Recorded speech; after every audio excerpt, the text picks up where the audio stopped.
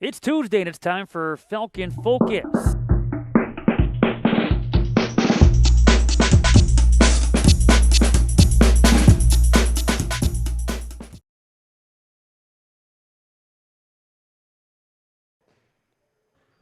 Happy Tuesday. Welcome to Falcon Focus. We're back after a couple of weeks off. I was sick last week, but happy to be back here for what is episode number 12 here in season number 5. We are presented as always by Orthopedic Hospital of Wisconsin.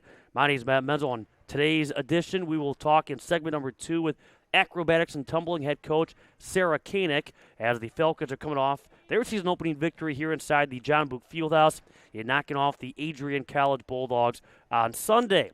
But up first, we talk women's hockey as they get ready for the NCHA playoffs, a quarterfinal series once again this season against the Lake Forest College Foresters, and being joined by a junior defenseman, assistant captain, Savannah Hutchins. Savannah, thanks a lot for your time. And it's been a while since the women's hockey team's been on the ice for game action. Last Tuesday, they settled for a draw against UW Stevens Point. So what's the team been up to over the last week or so in preparation now for the postseason? So after last week's game against Stevens Point, we did tie that game. And so I think that kind of set us up good for this week. Coming off of a tie against a team like Stevens Point is obviously like pretty good for our program. The weekend before that, we played Marion, Aurora, and Marion. And we also came out with a couple wins out of that weekend too. So I think just like coming off of a couple wins this week at practice, we've just been kind of doing like compete drills. We've been doing a lot of line work, just kind of getting ready, getting set up, doing some power play, some penalty kill, just to kind of set us up for next weekend against Lake Forest. It'll be a good match, I think, but we'll see. Was it nice to kind of have a little bit of a break after so many games in a short amount of time to maybe refocus, re-energize? Yeah, so considering that we had 4 games in like 6 days, it was a lot. So having a weekend off was really needed for a lot of girls. A lot of girls were able to go home, reset, kind of come back. And yesterday we had a really good practice to start off the week. So, As mentioned, last Tuesday the team was in action at Stevens Point for a second time this season, settling for a draw against the Pointers. Only this time having to play comeback from down 4-1. It was a 4-4 tie. In your opinion, how were you guys able to get back in that game? I think that we kind of came in after I think it was the second period, maybe the first, and girls were just kind of like, we're taking it too serious. We have to have fun with this. And so we kind of just started playing music, kind of letting ourselves have fun with it. And then when we came out on the ice, we were just having fun. And I think that kind of carried into us being able to come back. But yeah, I just think that sometimes we get caught up in taking it too serious, and then you get distracted of like why you're actually there and all of that stuff. So I think that's when we set that aside and just kind of had fun with our teammates. It kind of helped us a lot. It was a game that would see Michaela McGowan score a couple of goals. Also, Michaela Spetcher. She would tie the game en route to a 2-goal, 1-assist performance. And afterwards, much like they did the first time, they went to a 3-round shootout. Only this time, the Falcons come away with a shootout victory, practice for what may come up here this weekend during the NCHA postseason. You mentioned, though, before that Stevens Point game, challenging stretch. You guys played 3 games in 3 days for the second time this season. How challenging is it playing? Back-to-back is tough, but then 3 in a row, just trying to keep that energy level high for that third game. I think that it's definitely hard to stay mentally focused. By that third game, you're a little bit checked out, but I think that because of this weekend specific, we played Marion, Aurora, and then Marion. We got to Aurora was non-conference, so again, we kind of just went out there and had fun with it instead of taking it so serious like we had to against Marion, since that actually was for points. But usually when we have weekends like this back to back to back, we just try to focus at one shift, one game at a time, don't even think about the next day.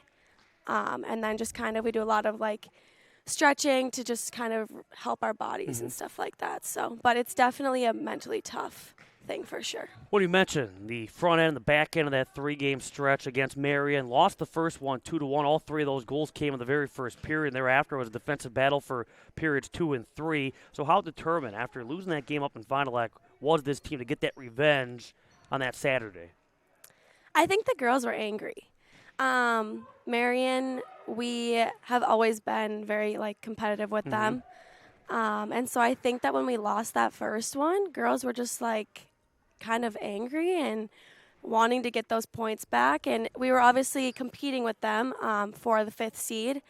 And so whoever won that Saturday game would determine who got that 5th seed. So I think that helped a lot.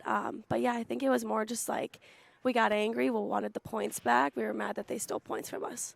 And the Falcons got those points back with that 3-1 victory on Saturday. That Saturday, the 3rd of February, over Marion. Now, the Friday game against Aurora was also the Senior Day celebration, honoring the careers of Amanda Carney, Annalena Van Herky, along with Natalia Etter. What have those three maybe meant to you, meant for this program? Well, Amanda Carney being my D partner sometimes. Her and I have really grown over the past couple of years. Right when I came in freshman year, she really welcomed me in. She was sitting next to me in my stall, and so her and I have really formed a really good friendship over the years. But her on the ice, too, she's taught me so much. Just always there for me, always giving me a pat on the back, trying to get me back in the game. Anna, obviously, being my goalie, her and I have kind of a very fun relationship as well. But out of the rink, we also have become very close. And she is also just a great leader, a great person to have around. Natalia Etter, same thing. She has just always been someone there for me when I needed the most. And on the ice, she's, again, a very good person to look up to, never afraid to speak up, things like that. And then off the ice, the same thing, just a very, fun person to be around. So I'll definitely miss the three of them for sure. And I'm guessing you talk about that relationship as a defenseman with your goaltender, Annalena Van Herky. It's gotten to the point where you know what she brings to the table. She knows what you bring to the table. I mean, Annalena's been here for about 1,000 years, but nonetheless, it's one of those where you guys have that chemistry, don't you? Yeah, for sure. Like I said, I came in as a freshman. She was a junior, and so I thought I was only going to have 2 years with her, and then she stuck around another year, so it's only strengthened our kind of compatibility on the ice for sure. It is nice when I know she's in net. I always know she's going to tell me when someone's coming, when I have to move the puck a little bit quicker. She does not hold back on telling me when I need to do something. So that's always been really nice. She's always kind of been pushing me to a new level. See, I'm still convinced Annalena's coming back for a 7th year. I don't think it's been, ruled out just yet. I think she's coming back. But, we mentioned, so that 3-game stretch, which included Senior Day, was the second time you guys played 3 games in 3 days. The first time, tell us about the wild trip to Butte, Iowa, which probably seemed like it was never going to end. Oh, gosh, yeah. So that was a crazy trip in itself. We had to leave a day early because we thought, there was a huge snowstorm. And so we left the day early because we thought that once we got there, we were going to be able to play the games and then come home. Well, that was not what happened at all. We got there on Thursday and we did whatever. And then Friday we had a morning skate as a team. And we actually had a really, really good morning skate. And then Coach kind of pulled us aside and he was like, hey. And all of us were like, oh, no, this is not going to end well. So we found out that the games were going to be postponed. And so then we were like, okay, we're just going to be here one more day. It's going to be fine. All of a sudden, that was not the case either. Saturday's games got postponed, and then we were playing Sunday and Monday. So we were in Dubuque for 5 days. And like you said, it felt like we were in a different universe. Everything was moving slow motion. It kind of felt like you were in a daze, a dream. That was never going to end. Yeah, that was never going to end. But it was nice because we got to take 3 wins from that weekend. Yep. So that definitely helped us too. I mean, when you're winning, it definitely helps. But yeah, that trip was a lot for sure. Did you guys get cabin fever to stay in the hotel the entire time, essentially? Yeah, for sure. I mean, the first day we were literally on lockdown, that Friday. You could not leave. Restaurants were closed. You could not go anywhere. It was obviously snowing. It was freezing outside, so we couldn't even go for a walk. So yeah, we were kind of just we watched a lot of movies, did a lot of team bonding. We actually played a Kahoot one night, a trivia Kahoot. Everyone sent in a fun fact. But yeah, we were just trying to find anything and everything to keep us occupied. Do you remember what your fun fact was? Oh, my fun fact was I did not pass my driver's test 3 times in a row. 3 times? Yeah, so it was who on the team failed their driver's test 3 times, and then you had to guess That was my 3 times. That was my yes. Like the actual driving. Yes, the driver's test. Yep.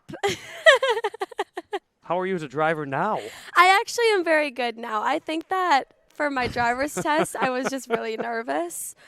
I hope, but now I think I'm a pretty good driver. All my teammates were none of them guessed me. All of them actually guessed Ashlyn Marshall. Ooh. All of them thought that she was the bad driver of the team. So. Nice thing is practice makes perfect, and look at you now. Yes, exactly. So since December 8th, this Falcon team has gone 8-3-3, and you look at the turnaround and over that course of 14 games. When you look at the last couple of months, what's been working for this team? How has this team been able to be competitive, but also put those games in the win column? Well, okay, so in the beginning of the season, we had a very young team. We have a lot of younger players on our team. And so I think that at first we weren't working together. We were trying to prove kind of who deserved to be in the lineup and stuff.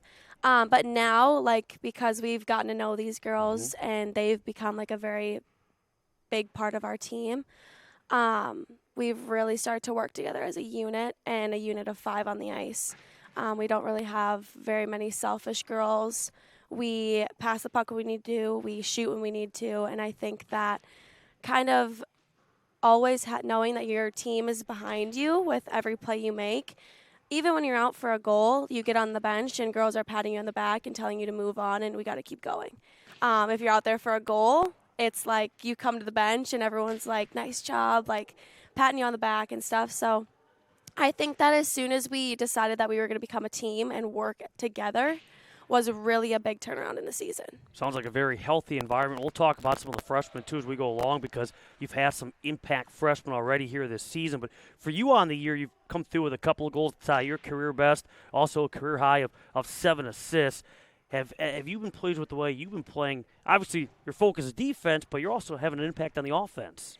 I am actually. Coming out of last season, I scored my first goal, and that was super exciting. And so this year, I kind of was like, well, now I know I can do it. Once you score that first one, you're like, okay, I can score now. And so I think that just now I jump up in the play. I carry the puck a lot. But yeah, so I think that kind of just coming out of last season with that first goal kind of helped me bring it into this season. Do you remember that first goal? I do. Yeah, I do. It was a power play goal against Lawrence. Yep. I Almost think a year ago to the day. It was February 10th. Yes, and I think Bella Noyle was the one that passed it to me, and I just shot it because I was just like, I'm just going to shoot. I think you could tell it was my first goal ever because I think I froze. I didn't even celebrate. I think I was just so shocked. But immediately Bella, Colleen, they'd immediately just jumped on me, hugged me, and then going through the lineup, everyone was super excited. And then at do you the end have of the puck? I do. You do have the puck? I do have the puck, yes. And it says the date, who it was Very against, nice. and everything like that. So, yeah, but it was definitely a very exciting thing for sure. Well, you joined the Falcons in 2021. How do you feel like you've grown as a person, maybe as a player in that time? How I've grown as a person, I think that now I've stepped out of my comfort zone. My freshman year, I was very quiet. I didn't really step out of my comfort zone very often. I was super laid back.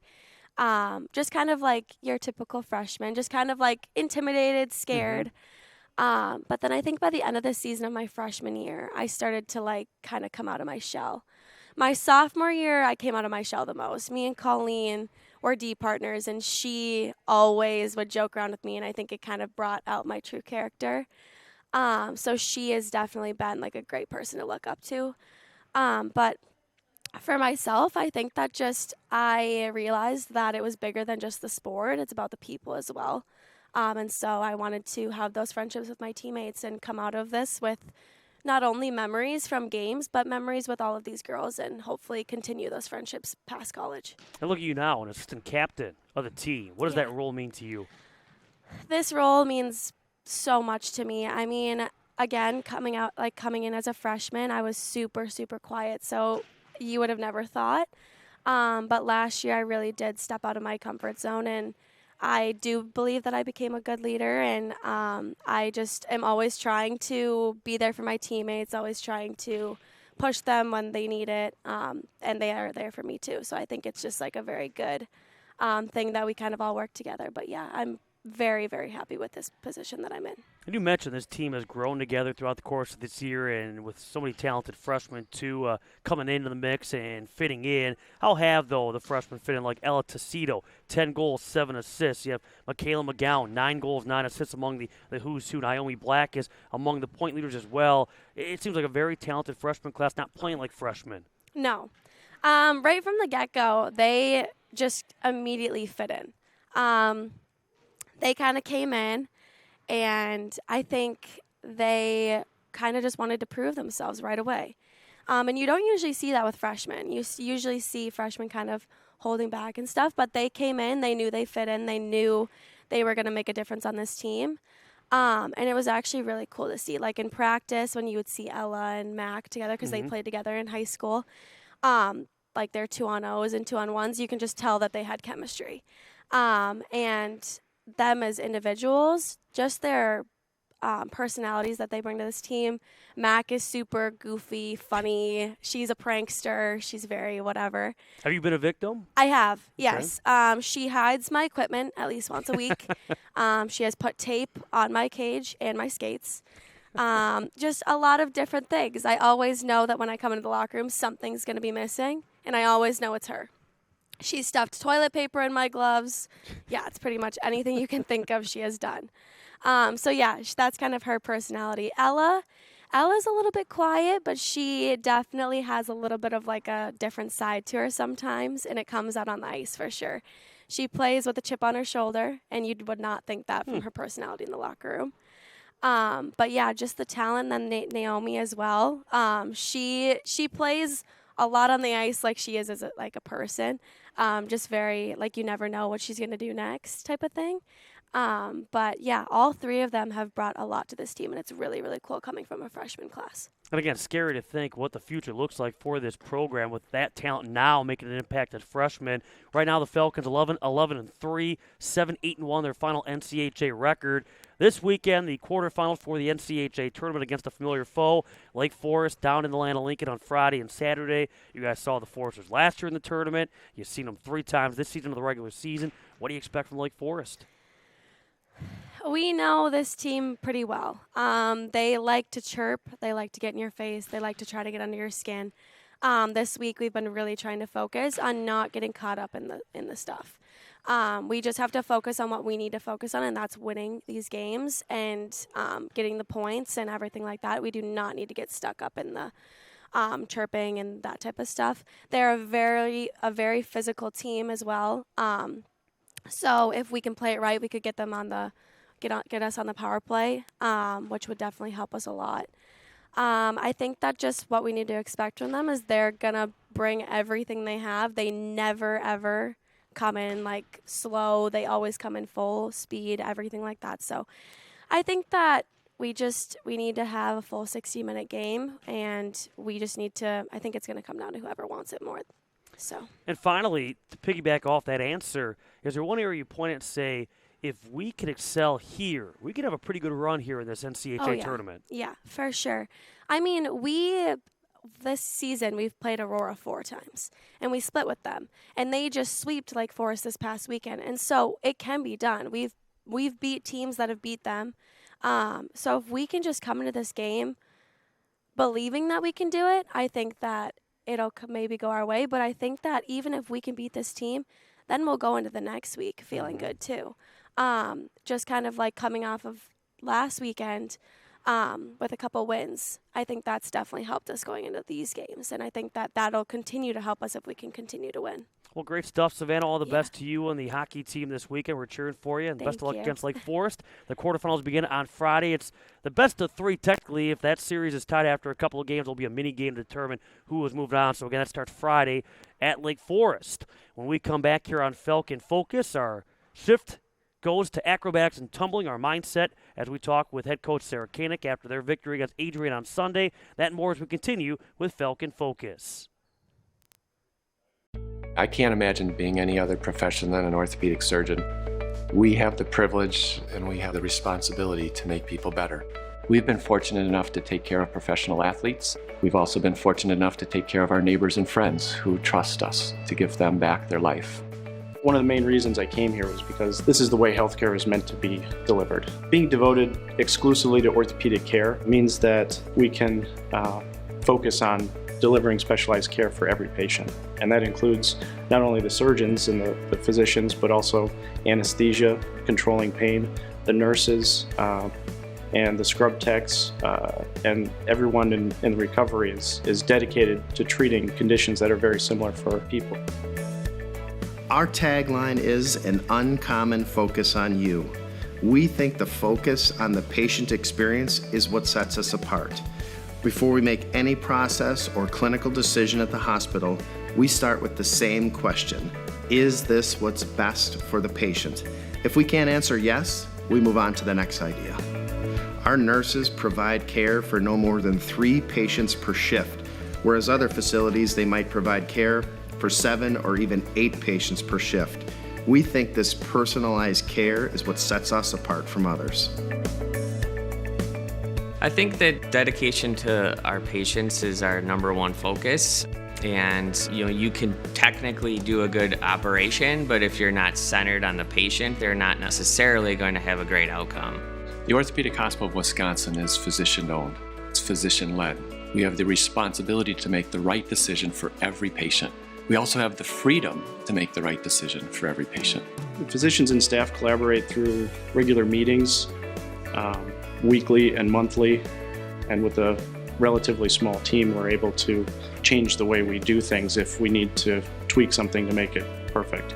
The facility specifically was designed so that quality could be measured and maintained and sustained. When you have 7,000 patients a year receive their surgery here, it's important that patient number 1 and patient number 7,000 receive the same care. We place an extremely high priority on the patient experience here. We send surveys to each and every person that receives care at our hospital. Those survey results come back directly to me. I review them and share them with our senior leadership, as well as the staff and the physicians that provide the care to those patients. There's almost 5,000 hospitals in the country that are measured. The Orthopedic Hospital of Wisconsin measures number 1, not number 2, not number 3, not runner-up, number 1 in patient satisfaction in the state of Wisconsin for the last 10 years running.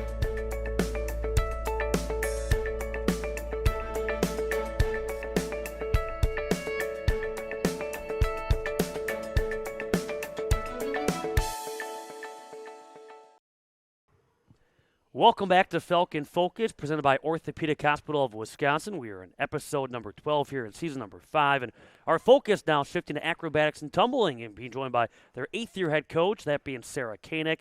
10th year now for the program. Hard to believe, a decade already of acrobatics and tumbling. And let's begin by, before talking 2024, recapping 2023, and how do you go about summarizing the season you guys had last year?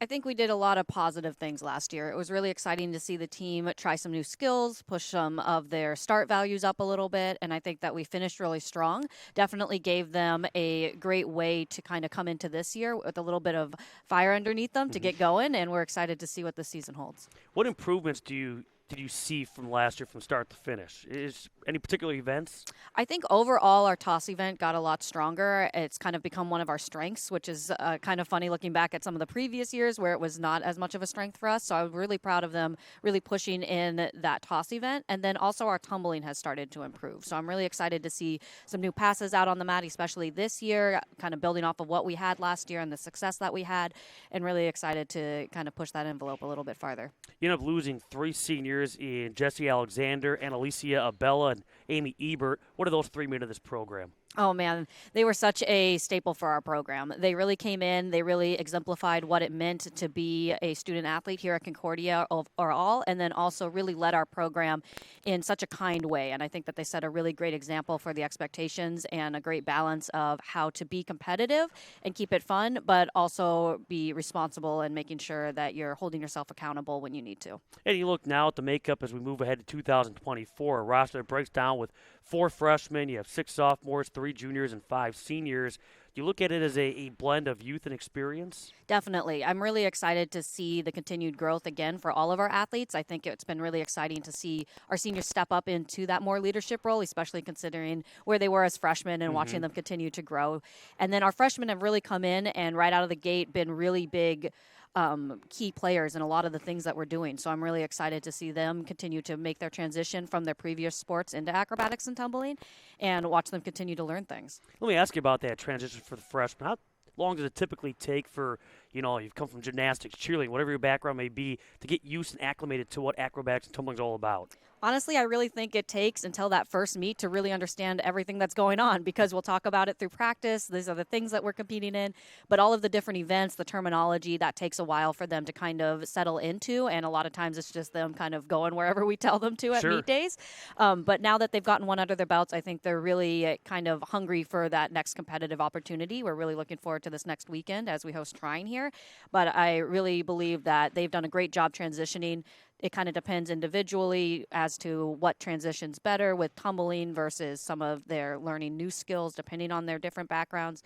But overall, I would say it really takes until that first meet to really understand everything. Sure. And moving to the other end of the spectrum with your senior class, one of the seniors I want to focus on is Peyton Taormina. She's back coming off a great year last year. What expectations do you have for her now at this next stage of her career? Really, our focus with Peyton is just to have her have a great senior year. We really want to try to push some of the start values. There's a lot of things that they're looking for to potentially qualifying for, either for the NCATA Nationals or even for our Division III tournament that we're going to be hosting this year. So really kind of trying to up those start values and focusing in on perfecting some of the big skills that she did gain last year and continuing to upgrade. How about for the rest of the senior class? Is there an expectation now that this is it for them? Do you set the bar even higher now this time out?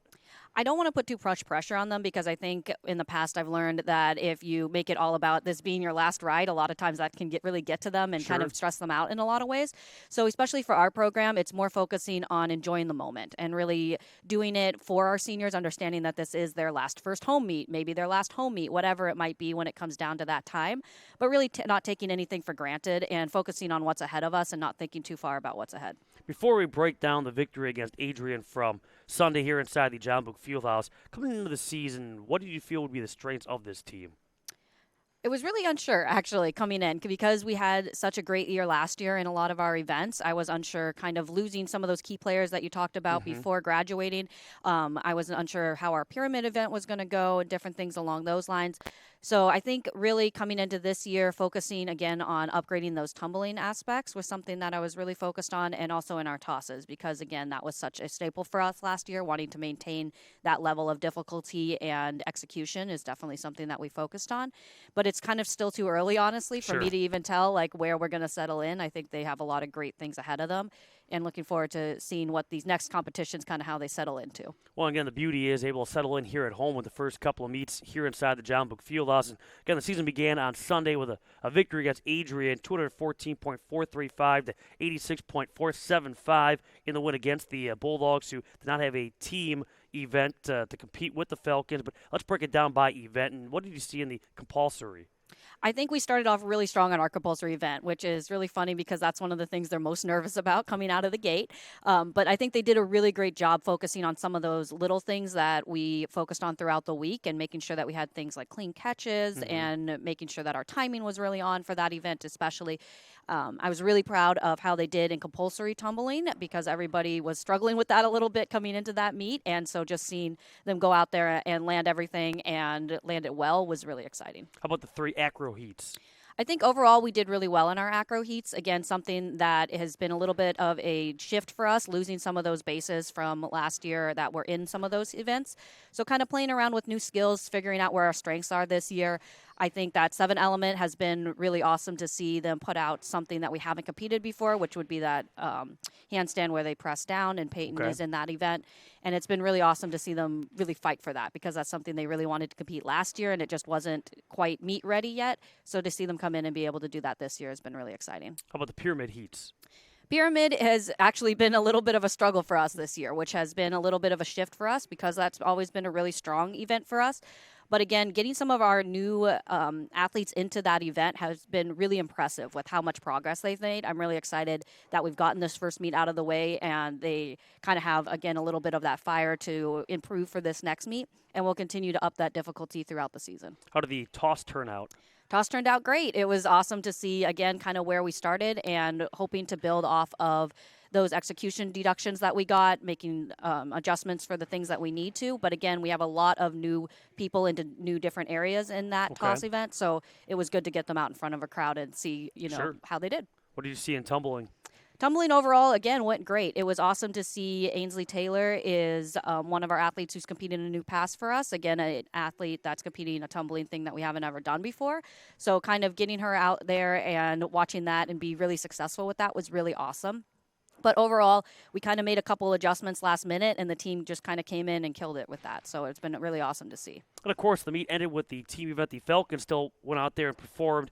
How do you feel the first try at the team event turned out? There were definitely some mistakes here and there. I think overall they did a really great job coming in and executing the way that we wanted to. There were a couple things that didn't quite hit, but those were things that we were kind of struggling with in practice. So it was good, I think, for them to get out there and see what those nerves really do for them in front of a home crowd or just a crowd in general. So now that's something that we can focus on before we head into the next meet. Is there a theme to the team event this year? So the theme that the team picked this year was kind of throwback hits. So it's kind of a mixture of different artists and different songs that they wanted to kind of include from different, generations or genres. So it's been kind of fun to listen to them. How do those themes get picked? Is it a captain's thing? Is it a team comes together and comes up with something? How do you go about figuring out a theme? It's very much a team effort. So I really kind of put it onto my seniors. I say, hey, do you guys have any ideas or themes that you really want to focus on? If they don't have anything specific that they've been thinking of for maybe a couple years or anything like that, then it really comes down to the team just deciding what kind of music do you want to have out there, because we want to make it fun. So overall, and again, it's the first meet, so there's going to be mistakes. You're going to improve as the season goes on. What did you make of that win against Adrian? I think it really showed how strong the team is at coming together and really dialing in and focusing when we needed to. We knew that Adrian wasn't going to be competing in a team event, so I was really preparing them for knowing that we were going to have to put the pressure on ourselves in a lot of ways, and I think they did a great job keeping that energy up and really focusing on what we needed to do as opposed to who's on the other side of the mat. Anything surprise you from Sunday's competition? Overall, I think just the way that our freshmen and newcomers really handled themselves with the competition. Again, you just never know exactly what's going to happen. But going out there and, again, just really focusing in on what they needed to, I think they did a great job with having to warm up a little bit quicker than we're normally used to, just because there was a little bit of a lag with Adrian not competing certain events, and so we were kind of turning over a little bit quicker. But it was much more like a practice feel for them in that regard, where it was just kind of where you just kept going, and they did a great job of that. Do you know that ahead of time that, hey, they may not have, a team event, for instance? Do you know that ahead of time? So, like the week ahead, are you able to prepare for what may be a faster pace to the meet? It kind of depends from team to team. A lot of times if a athlete or a coach reaches out to me and it just kind of mentions like, hey, like we are not going to be competing in a team event, then I'll know ahead of time. Sometimes I don't know until we get the file ahead of time, 24 hours. But mostly the only reason that we know if a team is not going to be competing something is if we've watched prior meets of theirs. And, of course, Adrian has become a rival over the years when you look at the history for the Falcons, acrobatics, and tumbling team trying up there as well. And you get them coming up on Sunday here at 1 o'clock from the John Book Fieldhouse. What have you come to expect when competing against Trine? Really, I think last year really, again, kind of put that fire underneath us, losing to them for the first time in our history. And so that's something that we really want to come back and make it a really good, close competition. I think it's really fun when the meets are really close. I'm really excited to see what Trine puts out on the mat this year as to what they build off of last year, because they had such a successful season. So I'm looking forward to kind of pushing that envelope again and making sure that we're staying competitive with who we need to. When you look at the schedule, and again, home, first two meets, and then hit the road for 4 consecutive. Won't be here again until Augustana coming up on the 6th of April. How challenging is this schedule? And did you design it to, maybe challenge them in that middle portion with 4 straight on the road? Yeah, I mean, really, sometimes it just comes out down to That's the way it works availability. out, yep. And I mean, I think it's great that we get to do things over spring break. That's one thing that we're really fortunate about. This year, we get to do 2 away meets in 2 different places, which has been really going to be really exciting, and seeing kind of how they do on the road with that quick turnover. But overall, I think it's going to be awesome for them to kind of get out and compete in different areas, but then get to still finish here at home. You referenced the big news, at least with the acrobatics and tumbling schedule, the fact that the John Book Fieldhouse is playing host to the NCATA Division III tournament coming up April 11th through the 13th. First of all, how exciting is it to have that event here inside the John Book Fieldhouse? Oh, it's going to be amazing. Since the event kind of started a couple years ago, I've been in contact with our athletic director, Rob Barnhill, about the possibility of hosting, and he's been so supportive of it. So I'm really excited to have the opportunity to host a big event like that here, especially for our sport as we're continuing to grow, and drawing in a lot of community support. So I'm really excited to kind of see what we're able to put on. Of course, the banner is up there. The Falcons won the first D3 championship back in 2022. What can fans expect if they come out one of those 3 days or all 3 days? It's going to be really close competition. It's going to be awesome. I think one of the great things about this event is it really highlights the athleticism that our teams have here at Division III, because a lot of times you see those big teams like Baylor or Oregon, but it's a really great opportunity to see really what kind of athletic talent we have here and all of the hard work that our student athletes from all across the nation in Division III have put in. And again, mark your calendars, April 11th through the 13th. A lot of competition taking place over those 3 days, including the championships on that Saturday. Finally, for you, and obviously you've been around this sport for over a decade now, how are you seeing the sport continuing to grow and find success here, and what what parts of this sport excite you now as you go into what is your 8th year at the helm? Oh, man, I think the most exciting thing is just watching the continued growth. We kind of joke when we have our coaches summit in the summer, we walk in and we don't know everybody now, which is just great because that means that we're expanding and we're bringing in a lot of different viewpoints, coaches from different sports that are stepping into head coaching positions. So I'm really excited to see that continued growth and how rapidly it's picked up. I'm also really excited that it's continued to grow even after our COVID year where things kind of started to slow down a little bit for a lot of sports. I'm really excited to be able to have more teams and hopefully growth in this region as well as we start to be able to do a little bit more local competition.